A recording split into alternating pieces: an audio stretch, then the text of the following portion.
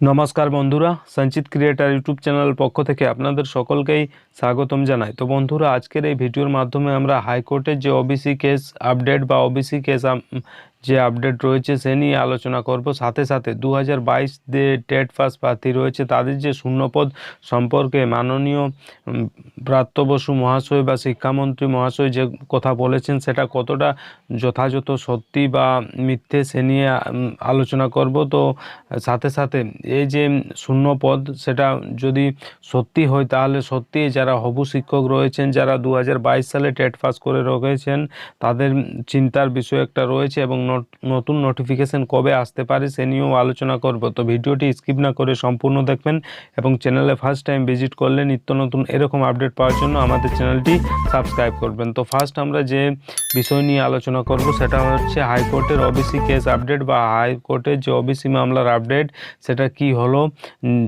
সে নিয়ে। তো দেখো, সেটা আমরা দেখে নিচ্ছি। তো হাইকোর্টে ওবিসি মামলার আপডেট বা কেসের আপডেট যেটা কবে হয়েছিল না, 12/3/2025 অর্থাৎ 12 মার্চ 2025 অনুষ্ঠিত হয়েছিল।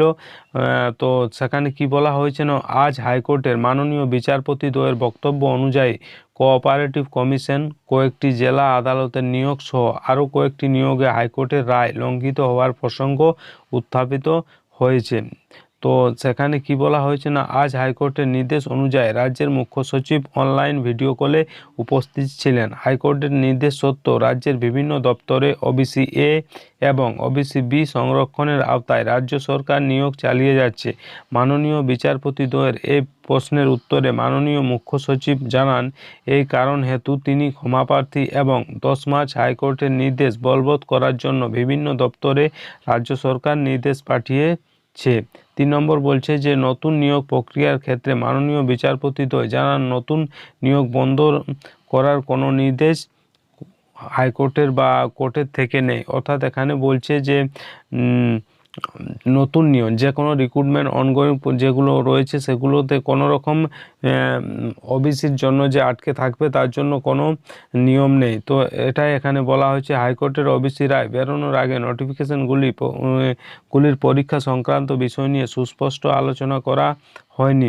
অর্থাৎ এখানে বলছে যে নিয়োগ বন্ধ অর্থাৎ অনগোয়িং যেসব রিক্রুটমেন্ট আছে সেগুলো এই ওবিসি কেসের জন্য কোনো রকম নিয়োগ বন্ধ করার নির্দেশ আদালত দেয়নি। অর্থাৎ 2010 সালের আগে ওবিসি নিয়ম মেনে নিয়োগ চললে হাইকোর্টের রায় লঙ্ঘিত হওয়ার সম্ভাবনা নেই। অর্থাৎ 2011 পূর্বে অর্থাৎ 2010 সালের পূর্বে যাদের ওবিসি সার্টিফিকেট রয়েছে সেই নিয়ম যদি মেনে নিয়োগ করা হয় তাহলে কোনো রকম হাইকোর্টের যে রায় সেটা লঙ্ঘিত হওয়ার কোনো সম্ভাবনা নেই, সেটাই বলা হয়েছে। তো হাইকোর্টের ওবিসি রায় বেরোনোর আগে নোটিফিকেশনগুলির পরীক্ষা সংক্রান্ত বিষয় নিয়ে সুস্পষ্ট আলোচনা হয়নি।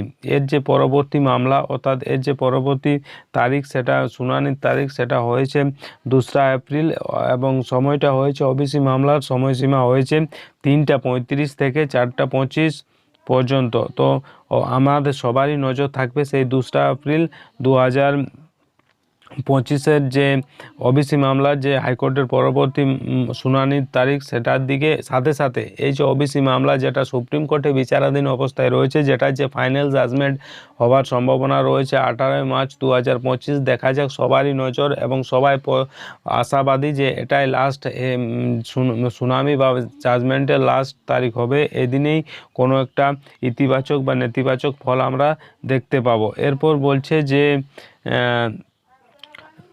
এই যে ওবিসি মামলার ভুল স্বীকার কি করেছেন মুখ্য সচিব সেটাও দেখে নেব। তো এখানে বলেছেন, আদালতের নির্দেশ থাকা সত্ত্বেও কিভাবে নিয়োগ প্রক্রিয়া শুরু হলো। মঙ্গলবার ওবিসি শংসাপত্র বাতিল মামলায় হাইকোর্টের প্রশ্নের মুখে পড়ে ভুল স্বীকার করলেন মুখ্য সচিব মনোজ পন্ত। জানালেন ভবিষ্যতে আর হবে না। গত সেপ্টেম্বরে আদালতের নির্দেশ সব দপ্তরকে জানানো হয়েছে, আদালতের নির্দেশনামা না মানার কোনো বিষয় নেই, তবে একটা ভুল সেটা স্বীকার করছি। অর্থাৎ রাজ্যের যিনি মুখ্য সচিব তিনি আদালতে নিজের যে ভুল অর্থাৎ সরকার বা নির্দেশ যে দপ্তরকে পাঠানো হয়েছে বা তার যে ভুল অর্থাৎ যে শংসাপত্রের হাইকোর্টের প্রশ্নের মুখে পড়ে ভুল স্বীকার করলেন কে? মুখ্য সচিব মনোজ পন্ত নিজের যে ভুল স্বীকার সেটা করেছেন। দেখা যাক পরবর্তী যে সুপ্রিম কোর্টে বিচারাধীন অবস্থায় যে ওবিসি মামলা এবং হাইকোর্টের পরবর্তী যে শুনানির ডেট অর্থাৎ 2 এপ্রিল যেটা রাখা হয়েছে সেখানে কি জাজমেন্ট। এছাড়া আমাদের যে শিক্ষামন্ত্রী মহাশয় ব্রাত্য বসু মহাশয় যে বলেছেন যে শূন্য পদের সংখ্যা সেটাও আমরা দেখে নেব। তো এখানে বলছে রাজ্যের সরকারি প্রাথমিক স্কুলগুলিতে অর্থাৎ প্রাইমারি স্কুলগুলিতে শিক্ষকের শূন্য পদের সংখ্যা 5,635টি অর্থাৎ 5,700 মতন। এর মধ্যে অধিকাংশ কোথায় রয়েছে? গ্রামে। শিক্ষকের অভাবে বহু গ্রামে স্কুলে নিয়মিত পঠন পাঠন হয় না বলে অভিযোগ। মঙ্গলবারে এ বিষয়টি উঠেছিল বিধানসভার আলোচনা পর্বে। সেখানে প্রশ্নের জবাব দিতে গিয়ে এদিন শিক্ষামন্ত্রী ব্রাত্য বসু মহাশয় যা বলেছেন তা যথেষ্ট তাৎপর্যপূর্ণ বলেই মনে করা হচ্ছে। ব্রাত্য বসু বলেন, আমি মনে করি শিক্ষকদের চাকরি জীবনের শুরুতে গ্রামাঞ্চলে গিয়ে শিক্ষকতা করা উচিত। তো এই কথাটা বলে রাখি, এই যে আমাদের শিক্ষামন্ত্রী মহাশয় যে শূন্যপদের সংখ্যাটা উল্লেখ করেছেন 5,700 মতন, তো সেটা বলে রাখি এটা আপডেট ভ্যাকেন্সি নয়, এটা অনেক পুরানো দিনের ভ্যাকেন্সি অর্থাৎ এটা ওল্ড ভ্যাকেন্সি। আপডেট ভ্যাকেন্সি এর থেকে অনেক বেশি রয়েছে। সব কিছু ধরে যদি মোটামুটি ভাবা হয় তাহলে 15 থেকে 20 হাজারের মতো শূন্যপদ রয়েছে, কিন্তু আমাদের যে শিক্ষামন্ত্রী মহাশয় যে শূন্যপদের সংখ্যা বলেছেন সেটা 5,700 মতো বলেছেন। সেটা যথাযথ নয় বা আপডেট ভ্যাকেন্সি নয়, কারণ আমরা জানি পশ্চিমবঙ্গে প্রতি বছর যদি অ্যাভারেজ ধরা হয় প্রাথমিক শিক্ষকের রিটায়ারমেন্ট, তাহলে রিটায়ার হন 3 থেকে 4 হাজার শিক্ষক। তো সেই হিসাবে যদি ধরা হয় তাহলে 2 বছর যেহেতু হয়ে গেছে, কারণ 25-26 শিক্ষাবর্ষ চলে এসেছে, তাহলে 2 বছর 24 এবং 25 শিক্ষাবর্ষে যদি আমরা আনুমানিক ধরি 3,000 করে প্রতি বছর, তাহলে দু বছরের যে রিটায়ারমেন্ট তাহলে হচ্ছে 6,000। আর যেটা বলছেন ব্রাত্য বসু মহাশয় 5,700, এরকম করে যোগ করে আরও অনেক আপডেটেড ভ্যাকেন্সি, যেমন আপার প্রাইমারিতে অনেক শিক্ষক চলে গেছেন প্রাইমারি, তাহলে সেখানেও যে ভ্যাকেন্সিটা পড়ে থাকছে, তাহলে টোটাল আনুমানিক ধরা যায় ভ্যাকেন্সি 15 থেকে 20 হাজারের মতো রয়েছে। তো ব্রাত্য বসু মহাশয় যে ভ্যাকেন্সির কথা উল্লেখ করেছেন সেটা আপডেট ভ্যাকেন্সি নয়, সেটা ওল্ড ভ্যাকেন্সি।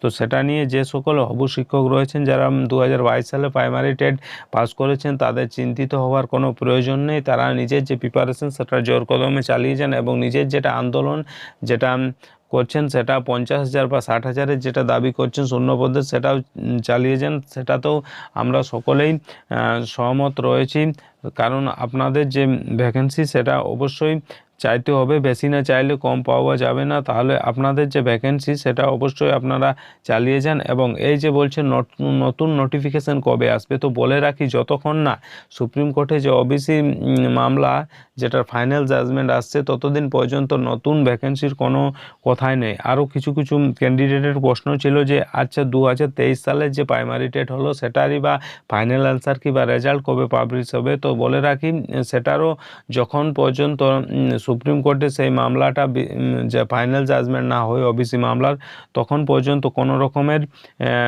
2023 টেট পাসদের কোনো রকমের রেজাল্ট বা ফাইনাল অ্যান্সার কি পাবলিশ হবে না। তো বন্ধুরা এই ছিল আজকের আপডেট। আশা করি আজকের এই ভিডিওর মাধ্যমে আপনাদের যে হাইকোর্টের ওবিসি কেস আপডেট এবং 2022 টেট পাসীদের শূন্যপদ যেটা মাননীয় শিক্ষামন্ত্রী মহাশয় 5,700 মতো বলছেন সেটা কতটা সত্যি স্পষ্ট বোঝাতে পেরেছি। ভিডিও ভালো লাগলে লাইক করবেন, বন্ধুদের কাছে শেয়ার করবেন এবং কমেন্ট করে অবশ্যই জানাবেন ভিডিও কেমন লাগলো।